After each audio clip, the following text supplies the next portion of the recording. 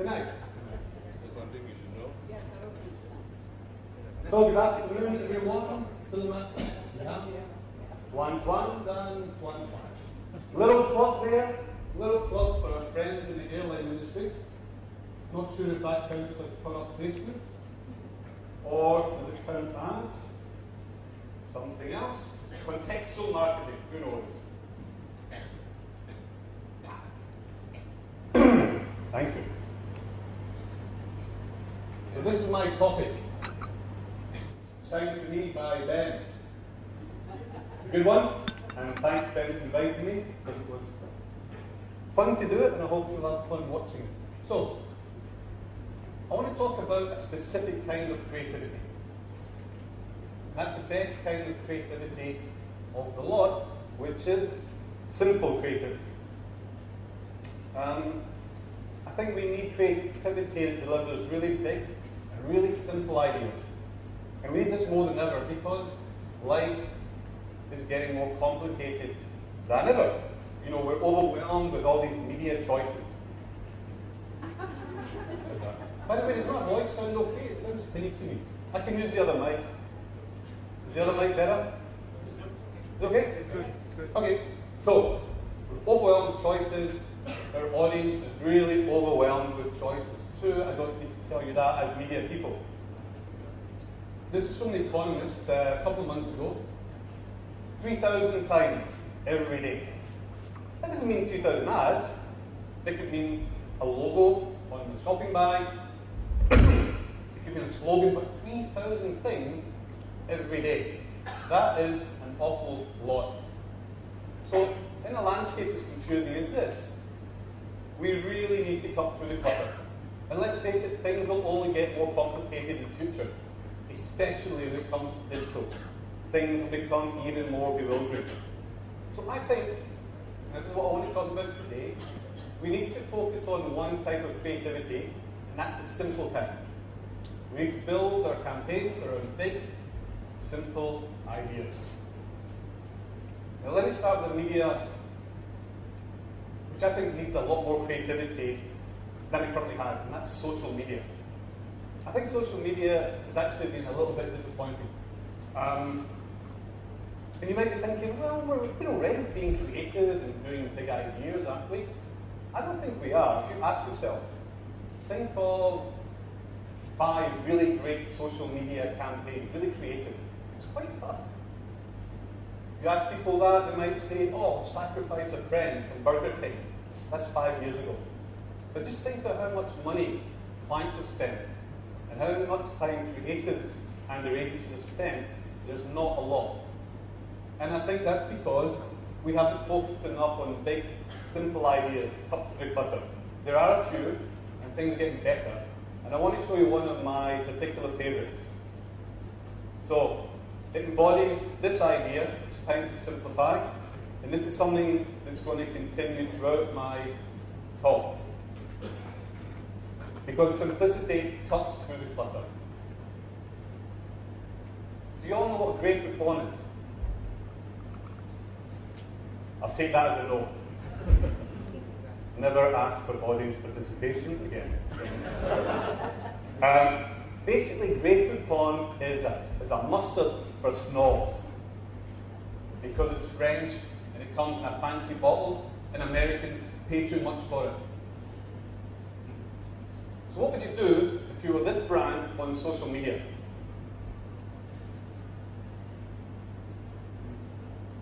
Grey Poupon made its mainstream debut in 1981, where it was positioned as a very, very sophisticated mustard. You know, because it's French, and the recipe has been around since 1777. It was a hit with millions of Americans, and produced one of the most iconic phrases in advertising history. Pardon me, would you have any Grey Poupon for the full? Then the brand went silent for decades. So when it was time to bring this classy mustard back, the question was, how could it be done in a modern way? The internet was a cesspool of crudeness. Most brands were acting no better than their frat boy counterparts in hopes of collecting as many likes as possible. Grey Poupon decided it was time to class the internet up, starting with Facebook. But unlike most brands, they decided to focus not on the quantity, but the quality of likes, and established the Society of Good Taste, the most discerning page on Facebook. If you wanted to like Grey Poupon, you would have to apply. The algorithm searched users' Facebook profile and timeline and gave them a refinement score based on things like quantity of friends, quality of check-ins, likes, and proper use of grammar, while the discerning judges gave personalized commentary. Membership was granted to only the top percentile, and elite members gained access to exclusive content and custom rewards, like the high-end cousin of the gravy boat, the gravy yacht, or a chauffeur for a weekend. Those who did not qualify had their like deleted and were asked to refine their profile before trying again. In the end, almost 35,000 people with questionable taste were denied, causing the New York Times to take notice. Suddenly, Grey Poupon was gaining momentum, earning more than 100 million total impressions, with the only media being a simple Facebook page. Grey Poupon Mustard is being picky about who they accept as their Facebook friends. And ironically, since we became the world's most exclusive Facebook page, the brand's fan base has risen by over 3,000%.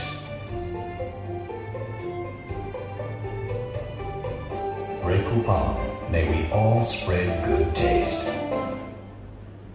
So very simple idea. You have to apply to like this product, and that underlines the exclusivity. Now notice another thing. They went against what a lot of clients and even agencies have been preaching, which is it's all about likes. We must get likes, and that's all that counts.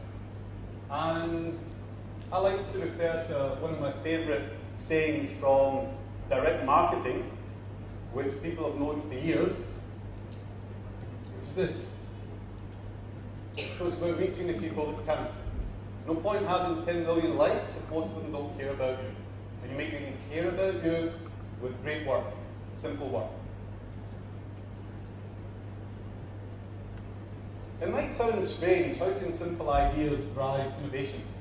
But actually, some of the most innovative work coming out that breaks boundaries and breaks molds, it's always based on a simple idea. Let me show you a really nice example from an airline, British Airways, and they have this campaign about the magic of flying. They want to recapture that magic you remember as a child when you look up and you see an airplane. So that's the campaign thought. And in addition to the usual media, they did something which I think is really quite special. And it's called Look Up.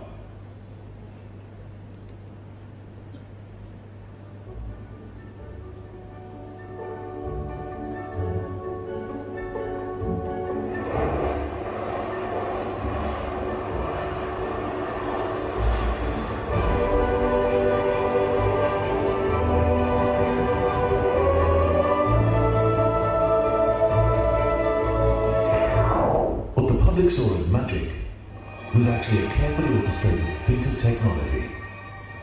We mounted an APSB antenna on the roof of a nearby building to read live data directly from each aircraft's transponder within 200 kilometers. All aircraft emit radio waves containing their speed, altitude, GPS location, and a call sign.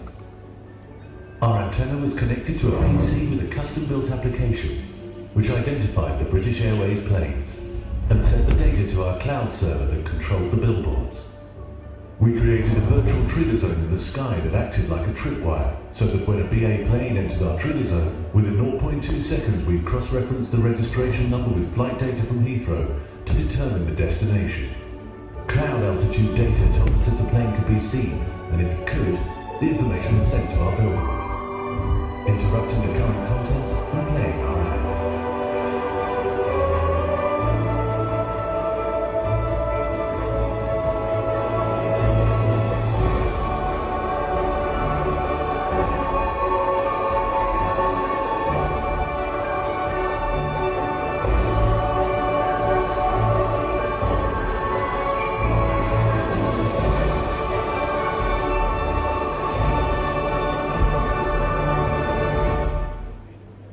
So there was a lot of high-tech wizardry there. There was a lot of innovation, but actually it was all for the purpose of communicating that one very simple idea. So that one very simple idea was the basis of some real breakthrough use of media. Now, we all know our audience, especially the younger audience, have the attention span, not even of a goldfish, I would say of an ant, or a stunned ant. So, if you don't have much time, you've got to be fast. That means being simple. I want to show you something that does this in a very nice way. I'm not going to ask a question, because everyone won't bother, but I was going to ask you, do you know about the Vine? But for those who don't, Vine is a 6-second video clip. It's now owned by Twitter. Brands are starting to use it. And the best example I've seen is from a brand in the US. And this is a brand all about home care, DIY, Lowe's. Let me show you what they did by keeping things really simple.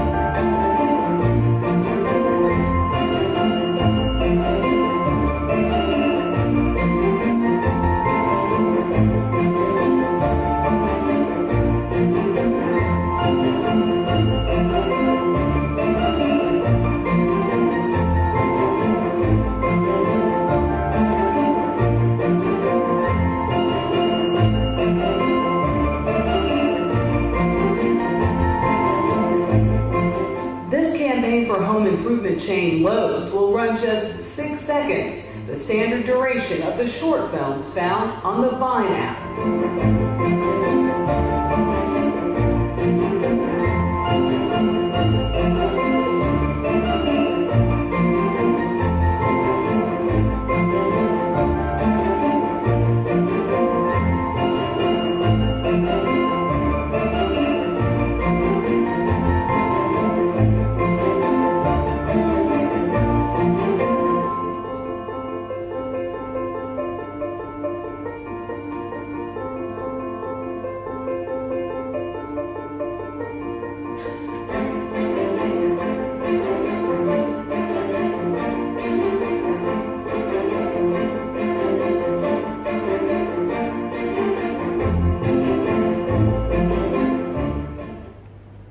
Never stop improving, 6 seconds at a time. It's great. If I was the agency, I don't think I'd have said it only costs $5,000. But it is a good thing to think about. Some of the speakers talked about content. Content with an idea behind it doesn't have to be expensive. They did it themselves in the office with an iPhone. The only reason they could do that, I would suggest, is because it was all built around a really strong and simple idea. We've talked about separate media, and I do want to talk a little bit about how do we combine that? How do we get media working together effectively? My own experiences, based on trying to do this, it only really works well with a strong core idea. You've got a strong idea at the middle of things, you can combine a lot of media and do it in very creative ways. Here's an example from Japan. And this combines outdoor with mobile. So a very traditional old channel with a new one.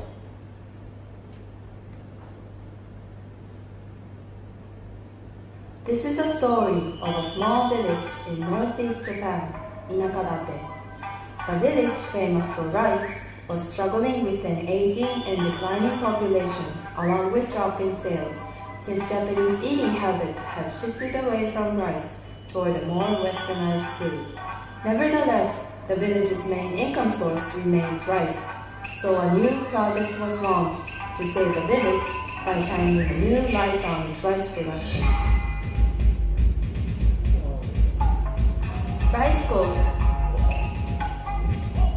By planting different colors of rice, we created huge art pictures in our rice field.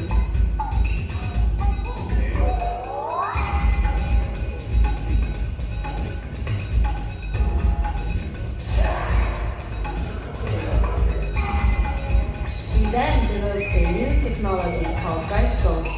It reads the rice out like a QR code and writes graphics to receive sites. The rice harvested there with home delivered directly. It was acceptable to the visitors because Japanese consumers use its QR code daily. Rice Code transformed a scene that people naturally want to photograph into a brand new selling place. Purchases can also be made from posters or images shared on Facebook. This new project was mentioned and shared on many blogs and news sites. As a result, visitors increased 30 times the population of the village and sales jumped dramatically. The power of rice revitalized the village again. This movement even moved the government to build a special train station for the visitors. Rice field was a place to make rice. Now it's a place to sell rice directly. Rice Bowl. So think of the scale. One end is massive big rice field, and then it's working on a mobile. Just by having that simple idea, make rice into a work of art, make it interesting. So that's how you can combine outdoor and mobile. Here's another example similar, where they took posters and they added a mobile component. This is for the Australian Air Force, or should I say, this is for the Australian Air Force, mate. It's called mobile media, and it's a beauty. If there's any Australians in the audience, I apologise, that's my best attempt. I won't do it again.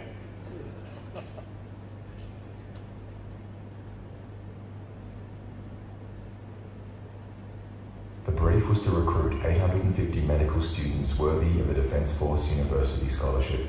But how do you find the best? We created medically diagnosable advertising. In doing so, we changed the way students diagnose and study the human body. Introducing Mobile Medic. Mobile Medic was a new diagnostic tool that allowed students to use a range of techniques to identify and treat real medical conditions using their smartphones.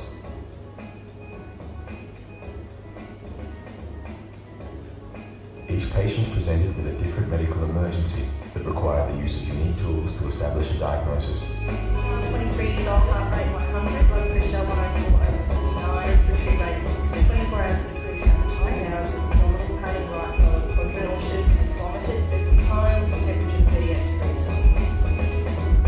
Mobile Medic is extremely accurate, close enough to 100% accurate, really.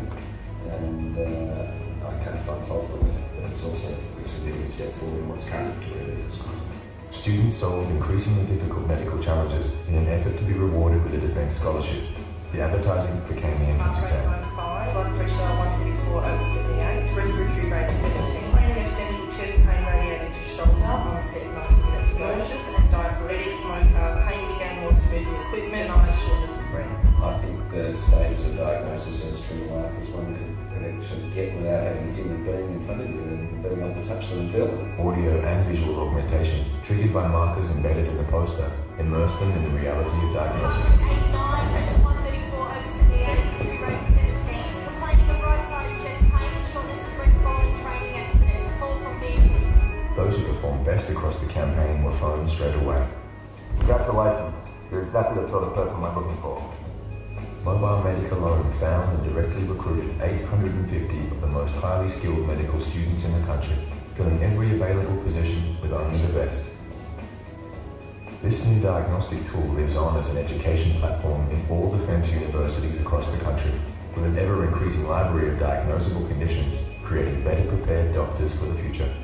It's got enormous potential benefits for not only Australian students, but students worldwide. I don't believe there's anything like this being used anywhere in the world. Mobile Medic, putting our Defence Force and the citizens they work alongside in safer hands.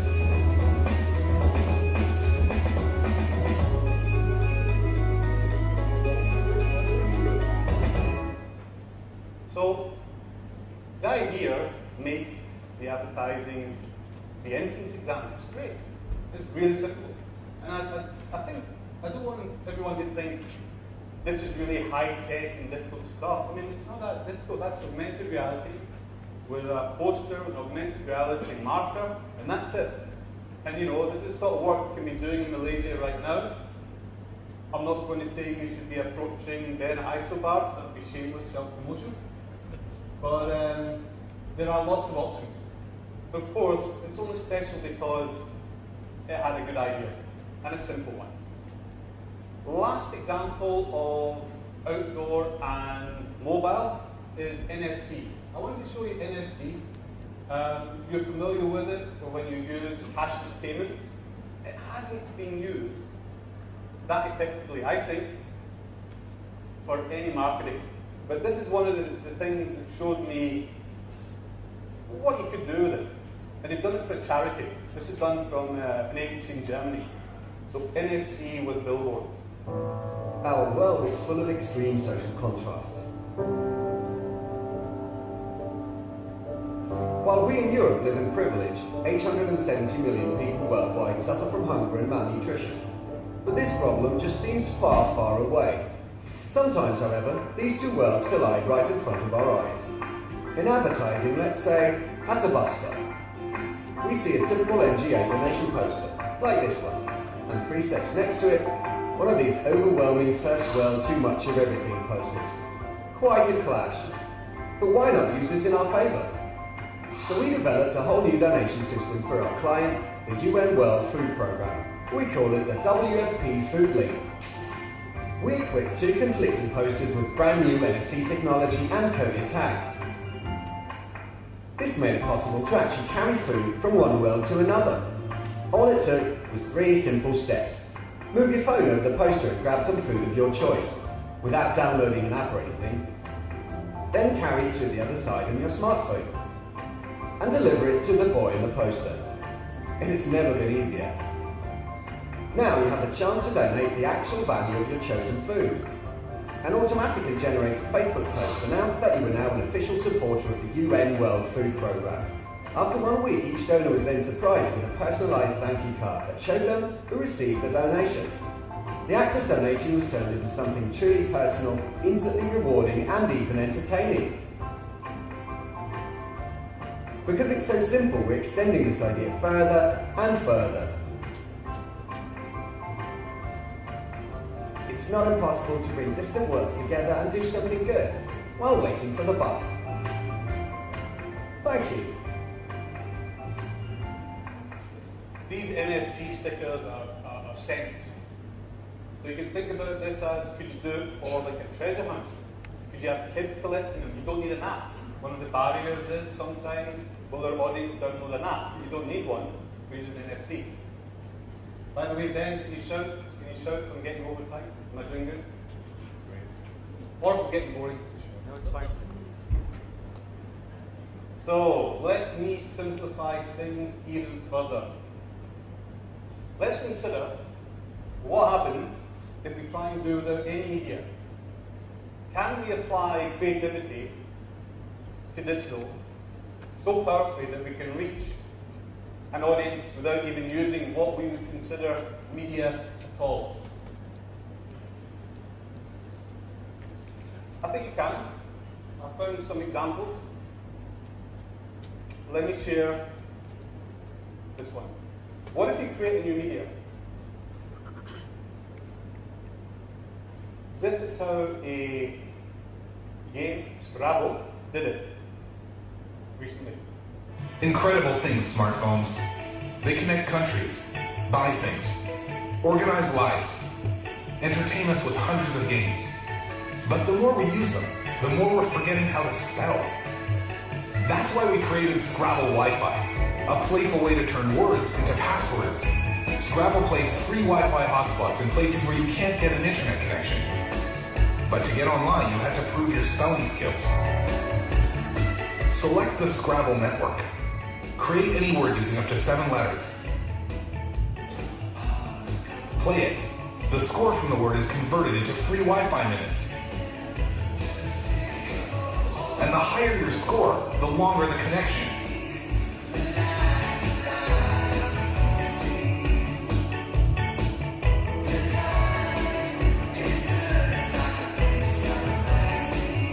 Words that you shared on Facebook doubled your score and time.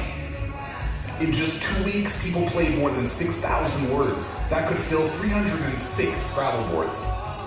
We gave away over 110,000 minutes of free Wi-Fi, showing that words can unlock a world of fun. Scrabble, bringing letters and people together.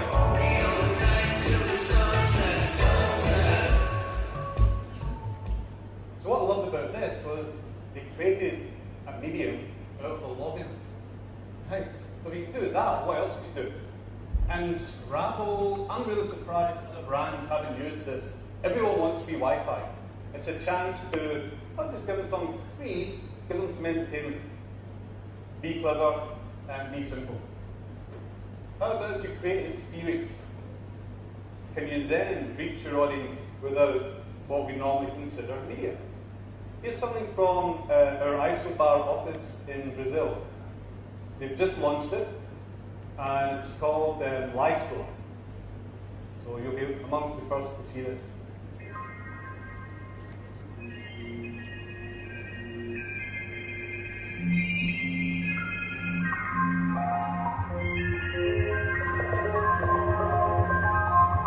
What if you could get inside your next car through the web? Introducing the world's first point-of-view store. Fiat Live Store, a revolutionary way of experiencing cars on the internet. Hi Amanda, which car do you want to know better? Hi, I'd like to see the Fiat Chihuahua. Yeah, sure, I'm here to show you any Fiat car. You will talk live with one of our 12 experts. And this device is your eyes.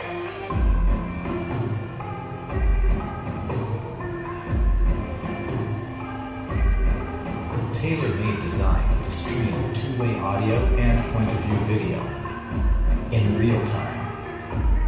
And what other wheels do you have for the Fiat Chihuahua? Wheels? Check it out.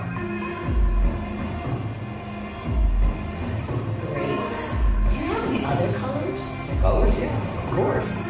Live every day from 10 a.m. to 10 p.m. After that, you can close the purchase at the nearest dealership.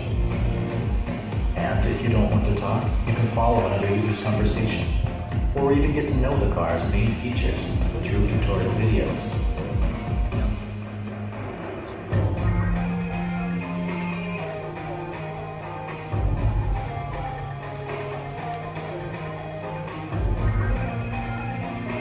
Fiat Live Store.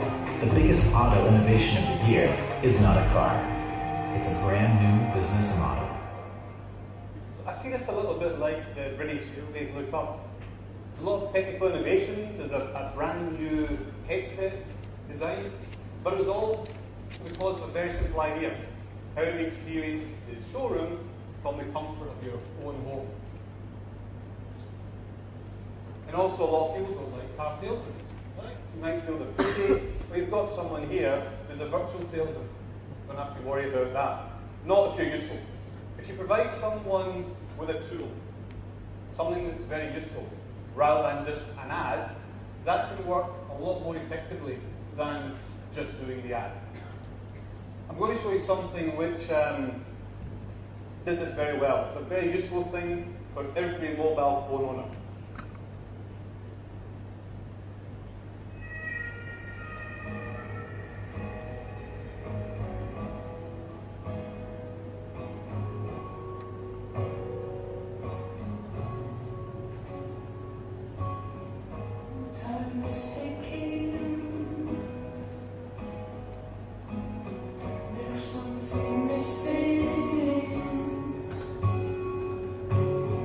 No coming right.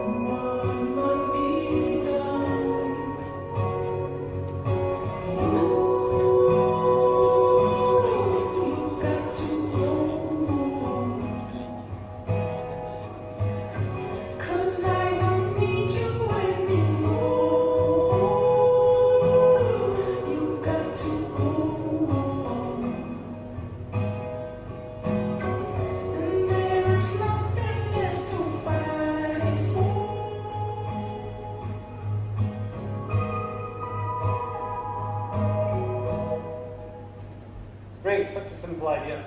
Help people clean up their phone and at the same time use it as a medium to persuade them to join and be a donor. Now, big data is one of those buzzwords which we hear a lot of.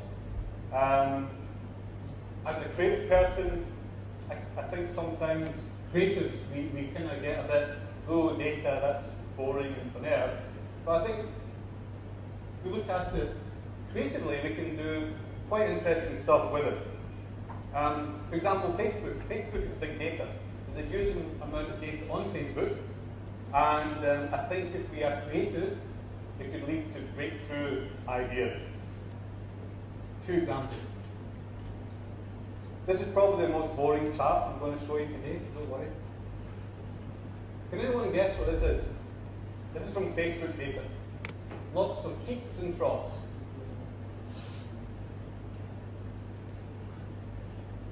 This is breakup times when people break a relationship. It's all based on pulling out breakups from Facebook. And you can see here, this is for students when it's spring break. I'll get a new guy or a new girl. And then April Fool's Day, then go well. Lots of Mondays, lots of breakups on Mondays, Monday morning blues. But no one breaks up at Christmas. It would be too cruel.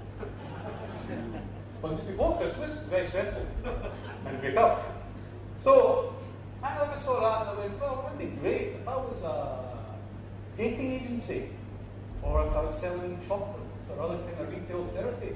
I've already got some interesting stuff which was publicly available. And by the way, this guy is really good. He's David McCandless. He's in the UK. He's a data specialist. He's got a blog. He does great work. So a good tip for you if you like this sort of thing.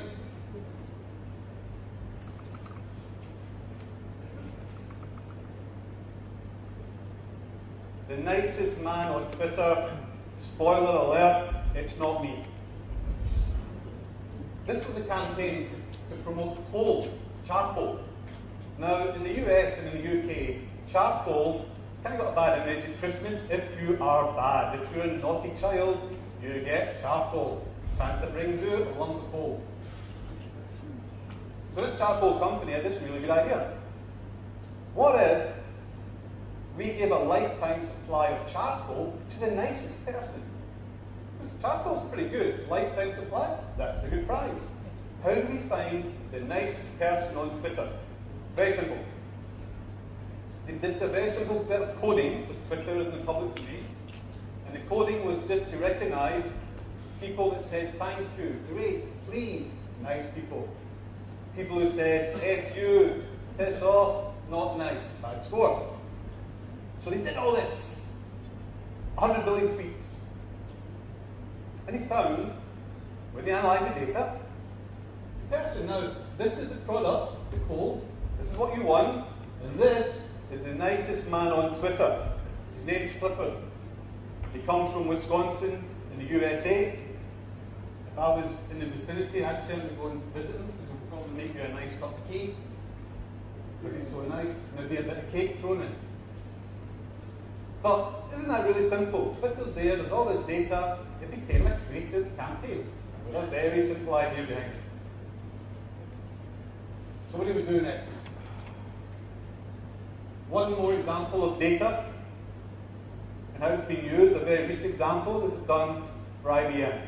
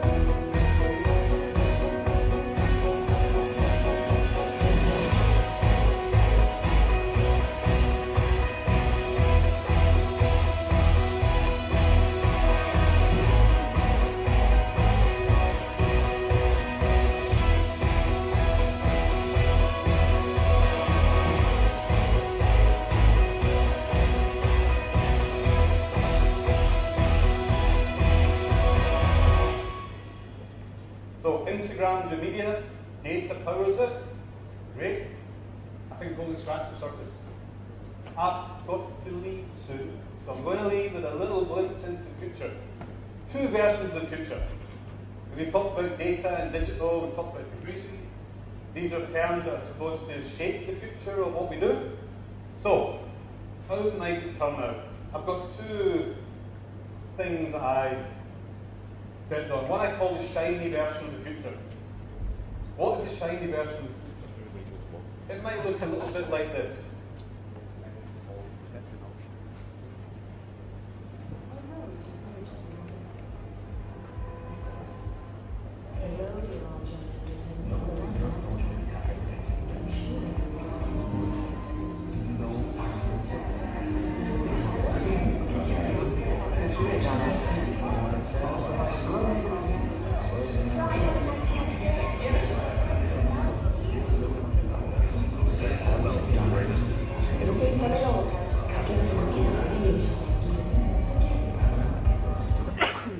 So, that's a shiny version.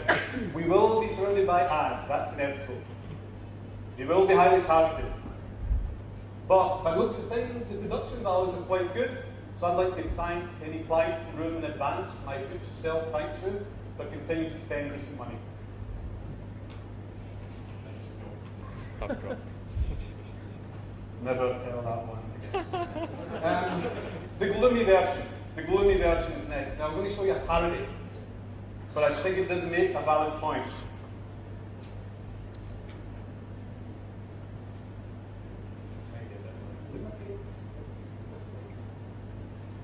Advertisement is intended for Jim Booty only.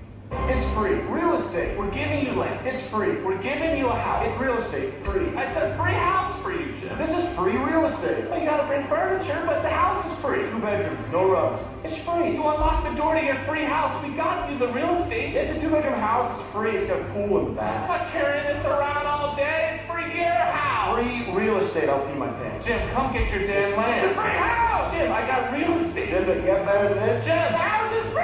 Jim, the house is free. It's a free house. So you laugh at that, but I would say there's some work out there. Hard sell, unimaginative, cheaply done crap. Rams the message down our throats. There's no creativity, there's no idea. It's just advertising at its worst. And there's not going to be any escape. So I think we need to go back to basics. Go back to creativity, drive in media, go back to simplicity. Ideas that are smart, reach our audience with intelligence, above all, ideas that are simple. That's me finished. Thanks. I hope it was useful. Thanks, Grace. Questions from the floor? Any questions from the floor?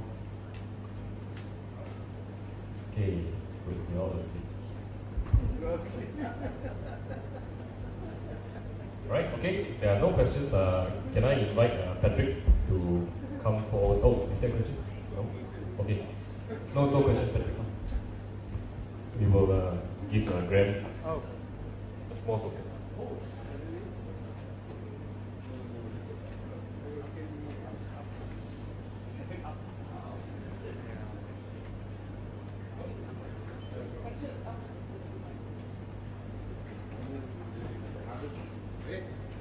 Thank you.